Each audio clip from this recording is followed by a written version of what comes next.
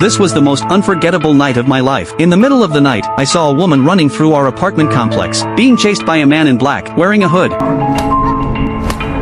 Terrified, I pulled out my phone to call the police, but just then, the lights in my house suddenly turned on. I turned around. It was my wife, getting up for a glass of water. Worried the killer might see us, I rushed to turn the lights off, but it was too late. He had already noticed our apartment. I crept to the window to check, and there he was, staring straight at me with cold, menacing eyes. Fear gripped me. Then he raised his hand, and began counting floors with his finger. He started walking, right toward our building. I've never been more terrified in my life. Snapping out of it, I grabbed a baseball bat, locked the bedroom door, and racked my brain for what to do next. But the night passed in silence. No sounds from outside. At sunrise, I began to think, maybe he got the wrong floor. But when I left for work, I saw the police swarming the complex. The woman had been found dead. I wanted to come forward, but one look at my wife and daughter, and I swallowed my words. I couldn't risk putting them in danger. But the days that followed were pure torment. I lived in fear, constant anxiety. Then one day, while watching the news with my wife, we saw coverage of the murder case. She was furious. I, on the other hand, couldn't even look at the screen, and things only got worse. That evening, the phone rang. My wife picked up, but there was no one on the other end. She brushed it off as a prank and hung up. Then it rang again. This time, I answered. Still, silence. Then, a knock at the door. It was our neighbor. She walked in and immediately pulled out a photo. The suspect's face from the news. Did you see him that night too? She asked. I pretended not to know what she was talking about. But then she said something that chilled me. Did you also get a silent call? She claimed the killer was warning us to stay quiet. And deep down, I knew she was right. But looking at my peaceful home, my smiling family, I told myself, I can't say a word. Then she did the unthinkable. She tried to drag me to the police station with her, but I was sure the killer was still watching, maybe even nearby. In a panic, I shoved her out and slammed the door. I didn't know it then, but that decision cost her her life. Moments later, she entered the elevator. A man in a black cap stepped in behind her. She recognized him instantly.